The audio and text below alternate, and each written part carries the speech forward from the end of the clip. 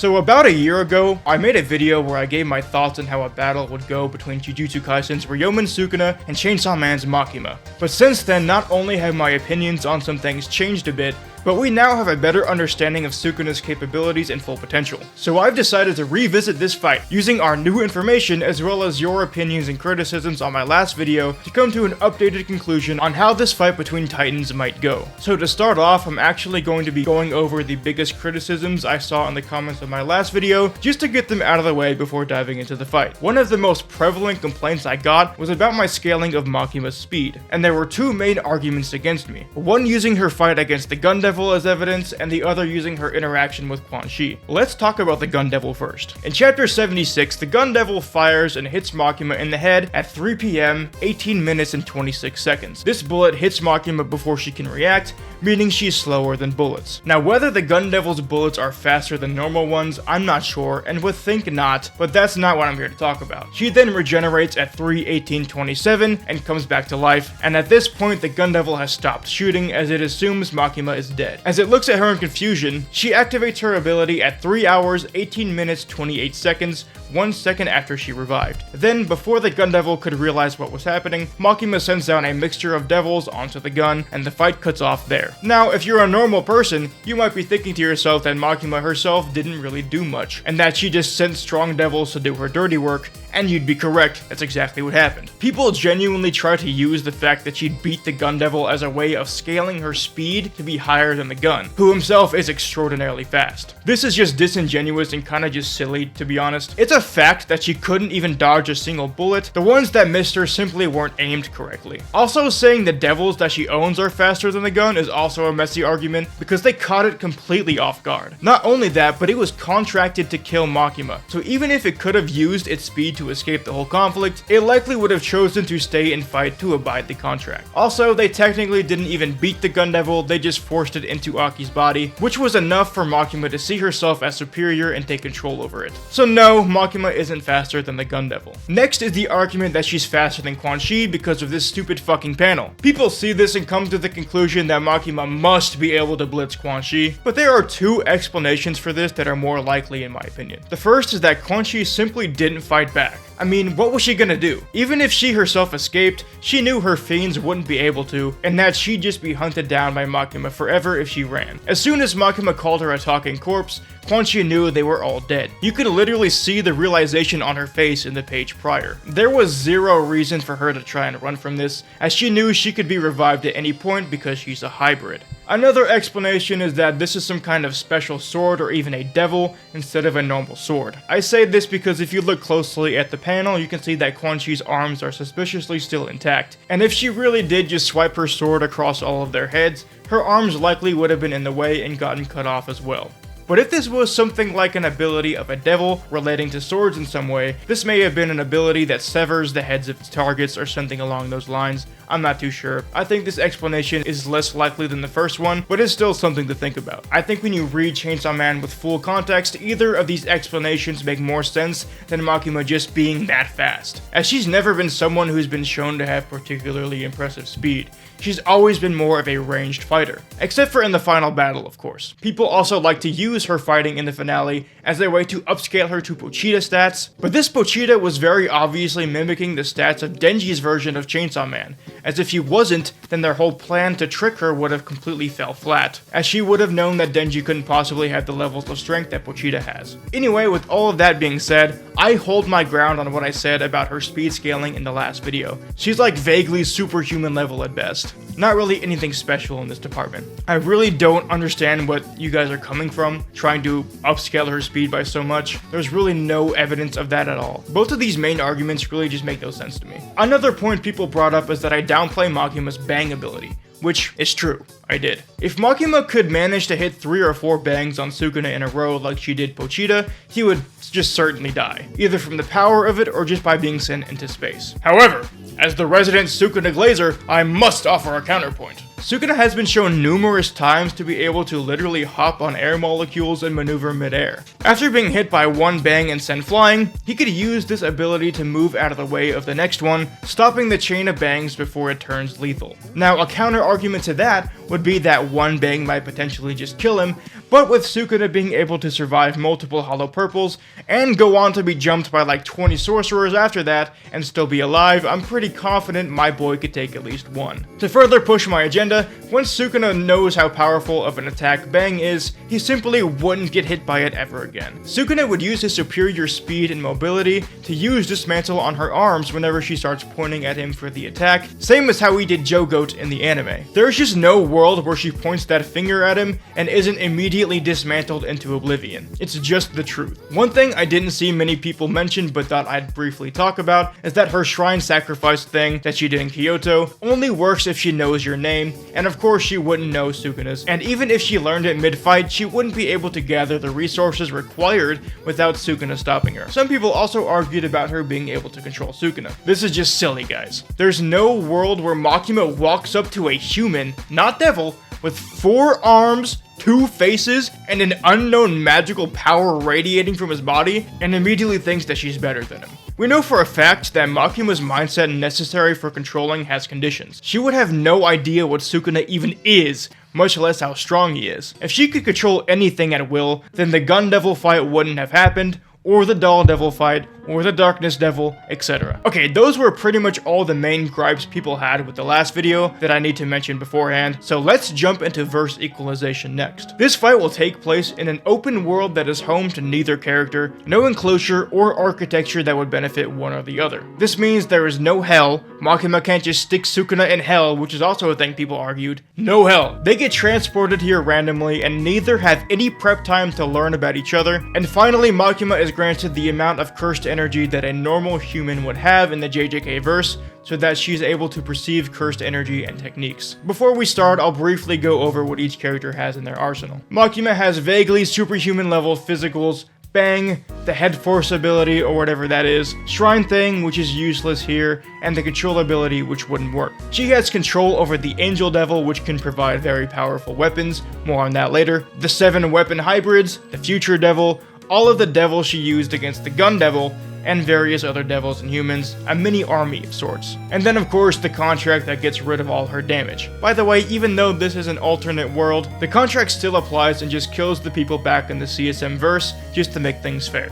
Now for Sukuna. Sukuna has 4 arms, a second mouth for chanting, Kamutoke, Dismantle, Cleave, World Cutting Dismantle, insane levels of speed, power, and durability, the ability to jump off air, and just generally great mobility, reverse curse technique, malevolent shrine, and of course, the divine flame. If you want to throw 10 shadows in there too, you can, but we'll talk more about that later. Okay, now actually on to the fight. In hand-to-hand combat, Makima gets absolutely obliterated. I don't know what to tell you. If you're really still on the Makima's physicals are crazy train, Sukuna still has the advantage because of his 4 arms. Makima would likely try to use Bang pretty early, and I think this would play out similar to what I described earlier, with Sukuna being taken aback by its power, and then using his technique to never let it hit him again. As a ranged slash is an advantage that Pochita didn't have back when he was getting assaulted by it. And of course Sukuna has better air mobility as well, and could likely dodge it. So I think the beginning of the fight probably would just be a quick skirmish of hand-to-hand with a mixture of Bang attacks. Another effective attack Makima would then use is that force manipulation ability. I believe that this would cause significant damage to Sukuna, as it did so to the Darkness Devil. However, at this point, before she'd be able to spam it or increase its power, Sukuna would now likely decide to pop his domain. Makima would instantly be chopped to bits and Sukuna would heal using RCT. Sukuna would then release his domain thinking he'd won, but Makima would just get back up, much to Sukuna's surprise. Sukuna's technique would now be on burnout, and this would likely be paired with Makima deciding to unleash some of her army.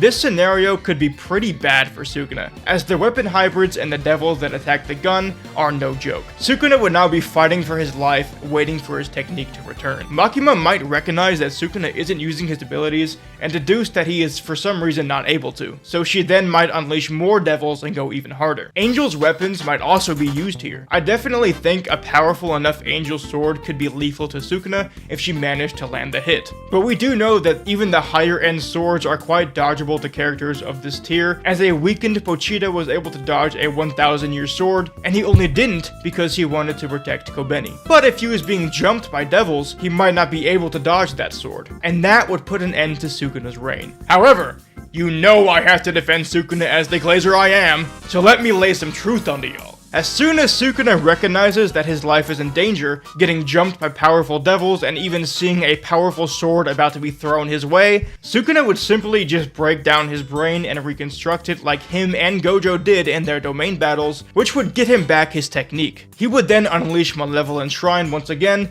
and obliterate Makima and her armada of devils.